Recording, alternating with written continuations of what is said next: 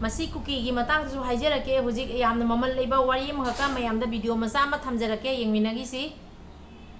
aidi lairiba manipur da assam rifle mayam se loina go back loina chahan khrase haibani ngoi leibe gi akhoi da kari mata kanade tatana odi maite mayam halaga aning badu thumgadro kuki mayam halaga thumgadro ka thumde naga ka kuki matam da payama kuki gi leader ani phate hairu bagiro noina ngarang kuki ni pa se fudhari se noi kuki di aseng bai basu ya da bai type ama sum tawri ba do isina mayam nipa masa kuki nipa sina haiba wari se mogi kuki gi leader ani se kana kana no kuki mayam da ta tahan gi ge adu loraga ai makha gi taba video so asum hapjara ke hana kuki noi hanam da yang da go ngasi di kuki gi special video ni dia wahan ngai te bo yi se khoi ji so de pau su ya de nem cha su ya de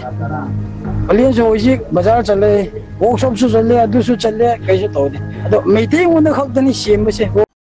kuki noi ma se sinaro hanaro phudat naro men ma de la ko kuki gi michang changu bodo ngasi di noi kuki na wa ma bok phong bagi tanja pi dre noi gi leader phate hai ru bagi ro ngara kuki ni pa na mu phudha biri do ado noi ma sen men ma rom de la pa kuki myang gi michang changaga nasa gi nasana nasa gi khong da singjang janjan bodo admai janjan na noi ma sen phuna na hana na sinaro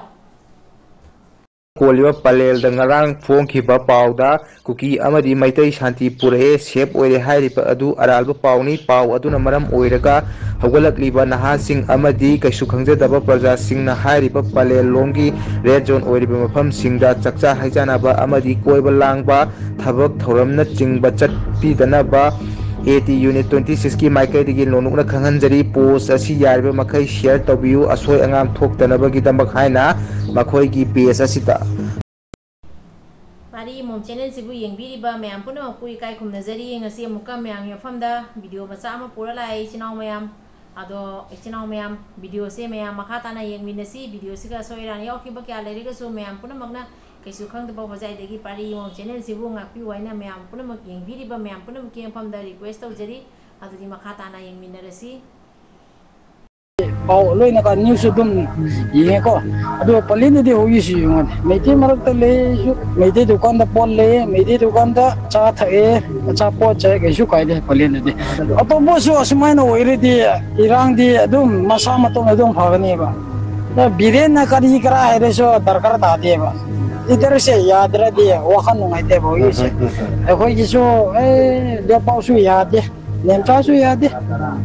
alien so ji bazar chale workshop su chale adu su chale kai su to de ado meeting un khak dani sim se workshop so meeting un khak ne gari sim su chale si gari sim ye kai su to de cha su thak ye hotel da ke ke de albat ye chana ka su kiran ka sai kiran no cho maidam ad chamin gam ni te ho zo se ma bon din ne maidam chi ne ta ye thalek ne ma bang se asini ichinaw mayam na su video se uramani aduna ichinaw mayam da haijagadabadi palenda aduga moina nan thokiba paw singdo chumde lalena mayam na su loina khangamani duna khoi metai ichinaw mayam matam khudi makta section na leiminasi aduga mafam da hoji tarai na changba yade khoi di safe side ta kuki na asum landa bagi wakhanda leibani na moi se thajaba yade aduna ichinaw mayam matam puna makta section minasi ichini na ibung upa leiba icha mayam puna mak matang matam sa da aduga mafam da changhan biga nu haina hojai dagi pari imom channel na nungsi de bai ichinaw ibung upa ichin mayam gi mafam da inaw mayam gi mafam da request tawjari do ngasi gi di video se matang se ga loisanjarage mathang video da mo unasi ado video se ga soina yaw ki bakaya haige da ba hairoi da ba hai ki bakya le ga su mayam na ngakpi waina hojai dagi pari imom channel na yengbiri ba mayam puna maki mafam da request tawjari adu ga loina na hayeng se mayam na happy rakpa amount donation lupa manga tang osu tara tang oisu leiba donation mayam do hayeng adu mayang mafam da video do semjarake adura mayam dai ngasi su amaka mayam na nungsibiduna akhoi ibung yupai chena khungak pasingi angamba donation khajang kise tang osu happy waina ngasi gi video sigi yengbir bai chena mayam puna maki mafam da request tawjari ngasi gi di lo sanjarage kanglei pangna yai phare imalei bangna yai phare ibudo pakhang mana yai phare kuki di achumba haibasu yade aba kuki ama khangna achumba hairu bagi kuki ama khangna buwa phongdu bagi ne aba mayam kuki na hoji phudhari base kuki siga kuki na kuki phudhari base mogi asai pakhiba mingani do ai di chin jage su haining de talli kuki gi mingse aduna pakhiba ming ani je asi ani je phatte hairu bagi phuba male moina phuri do santi puri hai bagi bu santi pami santi de leimine hai bado hoi ado hoji mafam do santi oide mafam do irang hoji maksu loide eun hinda irang leitraga su nongthang da irang aduki matek irang kanba mafam ni haina security na high alert tori ba mafam ne ba ko adugi mafam duga adumaina moise santi lei hai badu madi yaning de adu orega so asai gi mingani kapan gi base kuki gi mingani kapan gi base asi se moi di kuki gi di moi gi leader sing je phati hai ba yada ba gi type ama ekta tawri ba aduna kuki gi leader je phattara su moi phati hai ba ngam de ba aduna hojiki kuki ni pa se moi gi leader phati hai bai phuba male ba aduga ichinau sing hojiki ni pa se na hai ba video do wari du mayam tamina gi si akoi gi pabung CM brand da so akoi pen da phongdo i lei ba akoi gi mite ichinau mayam da so soira di akoi mite ichinau mayam na warak watem ba aduga mayam ma tawi na ko akoi mite gi di adu moi kuki gi di adumaina ngasi je baw do udre ba kuki si ni pa na si tormi se chumdre si so se na si kuki gi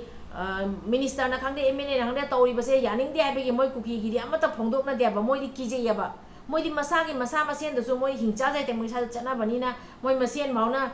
nang toy do lali nang toy do chumi na hai bangam bagi power ama moi masen gi adugumba minungsi je leita bani na moi masen lala su tumin leire chumma su tumin leire hoji moi gi nipani hoji ki leader ani je phate hairu bagi ni leader ani je phate hairu bagi phu bani ko ma on nipa do phuri do